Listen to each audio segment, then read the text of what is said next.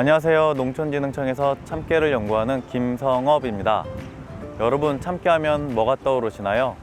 요리를 더욱 맛있어 보이게 하는 통깨부터 각종 나물과 비빔밥에 고소함을 더하는 깨소금과 참기름, 그리고 바삭한 참깨 강정까지.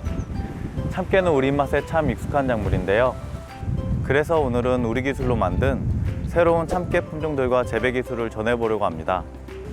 재배하기 쉽고 기능성은 더욱 좋아진 국산 참깨 품종과 재배 기술 지금 공개합니다. 알려라 참깨! 참깨 품종 선택에 있어 가장 중요한 사항은 수량이 많고 병에 강하며 쓰러짐에 강한 특성, 이 세 가지인데요. 최근에 개발된 품종은 참깨 최대적 역병과 시드름병에 강하고 쓰러짐이 적어 다수하기 가능합니다. 물론 이 특징은 흰깨와 검정깨 두 품종에 모두 해당되는데요. 먼저 흰깨 품종부터 소개해 드리겠습니다. 건강한 흰색깨, 건대깨는 전국에서 재배가 가능한 품종인데요. 초기 생육이 우수하고 키가 크며 꼬투리가 많이 달려 수확량이 많습니다. 또 기름 함량이 많아 차규와 조미용으로 좋고 역병과 흰가루병에 강하며 쓰러짐 현상이 적다는 장점도 있는데요. 재배할 때 주의사항은 일조 시간이 적고 온도가 낮거나 물빠짐이 불량한 산간지대에서는 재배를 피해야 합니다. 강한 깨는 전국적으로 재배가 가능하지만 중부 지방에 특히 적응성이 높은 품종인데요. 역병과 쓰러짐, 시드름병에 강하고 초기 생육이 우수하고 키가 크며 꼬투리가 많이 달려 수확량이 많습니다. 재배할 때 역병과 흰가루병 방제를 철저히 하고 산간지대에서는 재배를 피해야 합니다. 누리깨는 전국에서 재배 가능한 품종인데요. 역병과 시드름병에 모두 강해 재배 안정성이 높아 친환경 재배에 유리하고 차규와 조미용으로 좋습니다.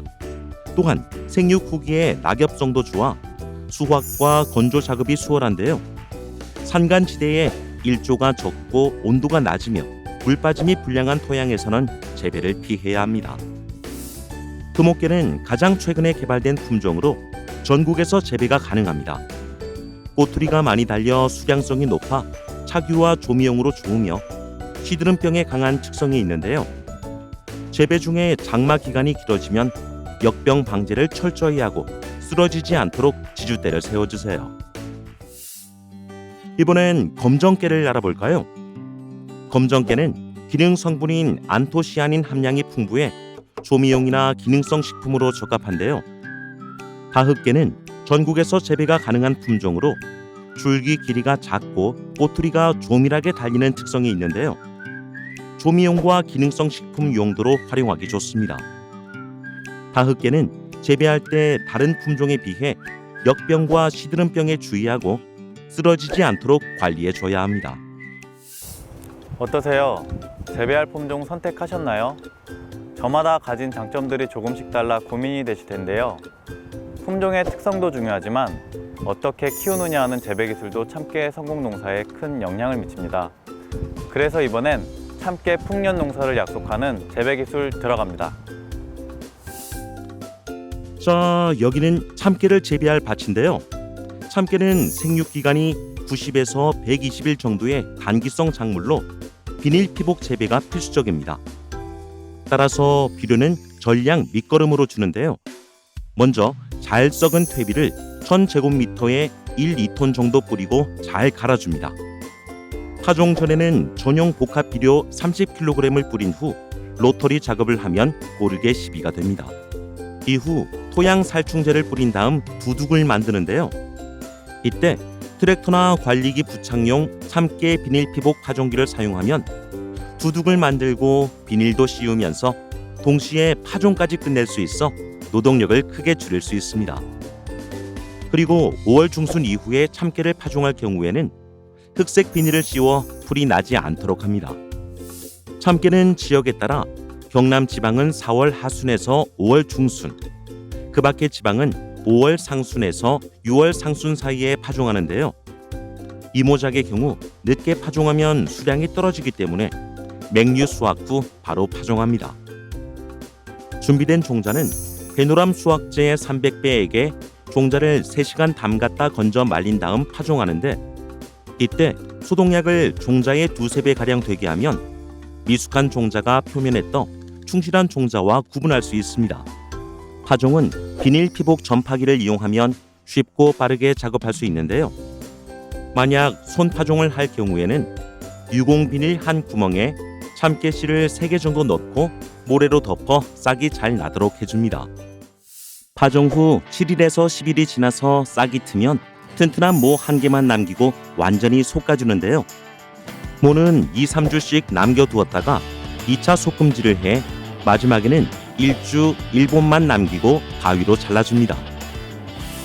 하루가 다르게 키가 자란 참깨는 장마철이 되면 잘 쓰러집니다. 따라서 장마가 오기 전에 지주대를 드문드문 세우고 줄을 쳐서 잘 묶어주세요. 이번엔 참깨 순지르기 작업인데요. 참깨는 익어가면서도 계속 꽃이 피기 때문에 위에 늦게 맺힌 꼬투리는 잘 여물지 못한 미숙잎 상태에서 수확하게 됩니다. 이런 미숙잎 종실이 섞이면 참깨의 색이 나빠질 뿐만 아니라 찌그러져 보여 품질이 크게 떨어지는데요. 특히 검정깨의 경우 미숙잎은 황갈색이 나서 품질을 나쁘게 합니다.